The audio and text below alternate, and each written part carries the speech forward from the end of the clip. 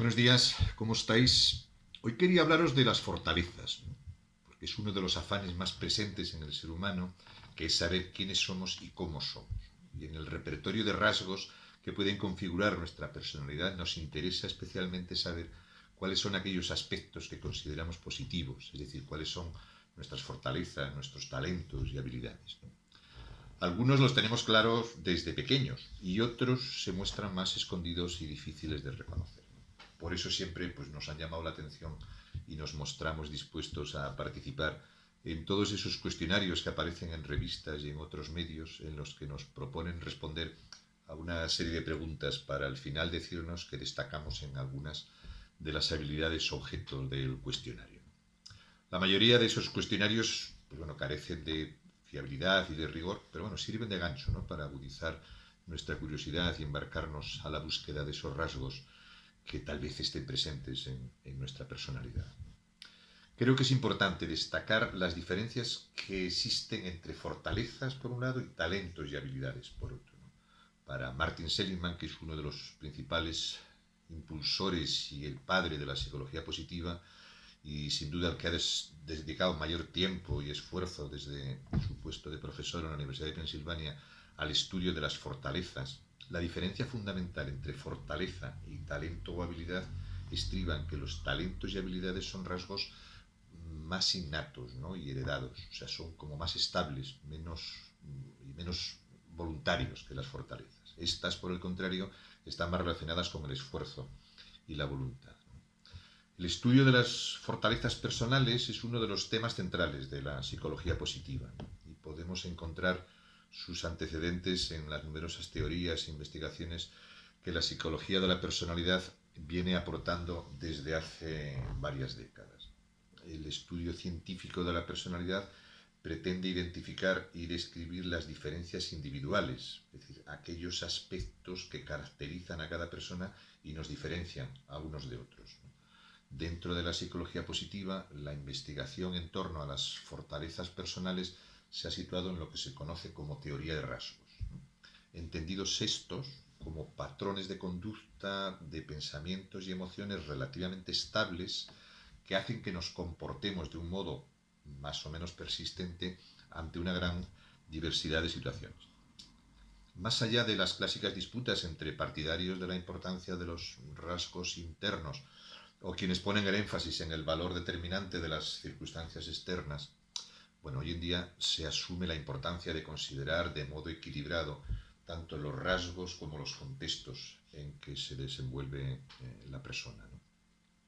Seligman se refiere a las fortalezas como el conjunto de rasgos positivos que configuran el buen carácter, ¿no?, y describe cuáles son las notas distintivas de esas fortalezas. Es decir, se observan en las diferencias individuales y permiten distinguir las fortalezas que están presentes en unas personas y en otras, ¿no? Se manifiestan a través de pensamientos, de sentimientos y acciones. Son modificables a lo largo de la vida y son medibles y están sujetas a numerosas influencias por parte de factores contextuales, ¿no? Durante décadas el equipo dirigido por Seligman trabajó para crear una clasificación de las virtudes y fortalezas humanas, ¿no? Y además estaban muy interesados en encontrar un listado de rasgos positivos universales que pudieran ser válidos para todas las personas independientemente de su entorno social y cultural. Para ello, comenzaron analizando las tradiciones religiosas, filosóficas y culturales más representativas, desde el confucianismo y taoísmo chino, pasando por el budismo y el hinduismo, hasta los filósofos de la antigua Grecia y las tradiciones judeocristiana e islámica. Y además se analizaron otras fuentes que aportaron información muy relevante, catálogos ya existentes de virtudes, estudios psicológicos sobre los rasgos positivos, investigaciones sobre el desarrollo infantil y juvenil, así como las aportaciones de destacados filósofos en este terreno. Como resultado de todo este trabajo, se encontró una sorprendente convergencia a lo largo de las diversas tradiciones, culturas y épocas estudiadas, ¿no? Y aunque existen muchos matices y discrepancias en torno a lo que constituye el buen carácter, estos autores hallaron un conjunto de 6 rasgos positivos deseables de amplia aceptación universal que denominaron virtudes, ¿no? Y que son las siguientes: sabiduría y conocimiento, coraje, humanidad, justicia, moderación y trascendencia. Estas virtudes son muy generales y abstractas, de modo que con el fin de hacerlas lo más operativas posible, se concretaron a través de una serie de fortalezas personales que pueden definirse como estilos moralmente valorables de pensar, sentir y actuar, y que contribuyen a una vida en plenitud. En total se identificaron 24 fortalezas personales, de modo que cada una de las 6 virtudes se expresa y se identifica en la práctica mediante las fortalezas personales que la caracterizan. Este sería el listado. En el apartado de sabiduría y conocimiento, que son las fortalezas cognitivas que implican la adquisición y el uso del conocimiento, describen 5 fortalezas, que serían la creatividad, la originalidad y el ingenio. La segunda sería curiosidad e interés por el mundo, en fin, la búsqueda de novedades, la apertura a experiencias. La tercera sería el juicio, pensamiento crítico y mentalidad abierta. En la cuarta estaría el ingenio, la originalidad y la inteligencia práctica.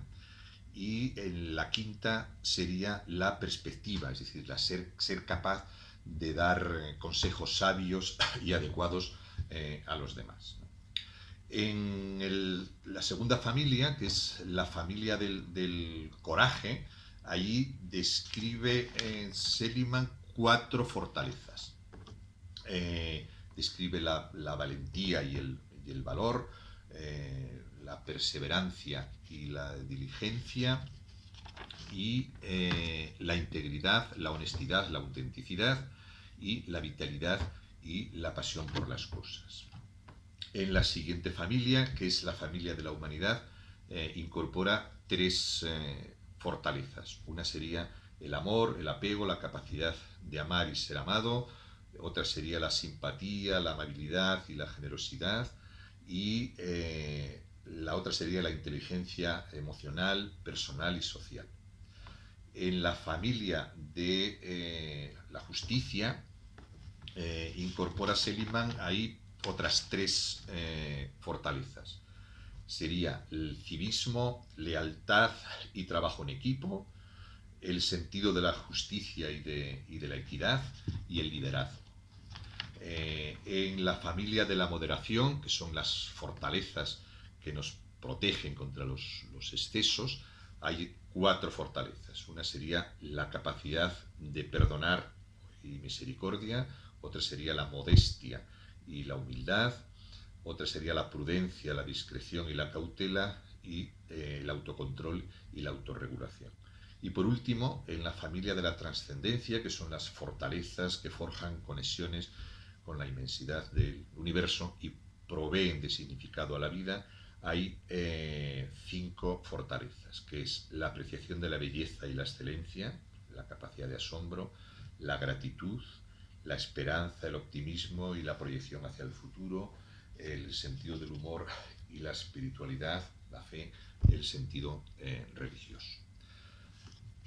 Bueno, esto tiene, digamos, bastante más complejidad, ¿no?, de la que yo os estoy comentando ahora. Y además os preguntaréis, bueno, ¿y cómo averiguo, en fin, cuáles son las fortalezas que pueden estar presentes en mí, ¿no?, o al menos sobre estas 24 fortalezas que describe Seligman, ¿no? Para los que estéis más interesados, pues bueno, yo voy a colgar en mi blog en la presentación de este trabajo, y ahí viene de una forma más descrita, de una manera más amplia, todo este tema. Y si no, podéis entrar en internet y ponéis VIA, se llama así, VIA, Fortalezas Seligman, y aparecerá la página de la Universidad de Pensilvania, viene en español. Os registráis y ahí os facilitarán, os permitirán hacer el cuestionario, que son unos 240 ítems, en el cual después de ese cuestionario os vendrán relacionadas esas 24 fortalezas, cómo están de presentes en vosotros. Bueno, pues como siempre, muchas gracias por vuestra atención y que tengáis una buena semana.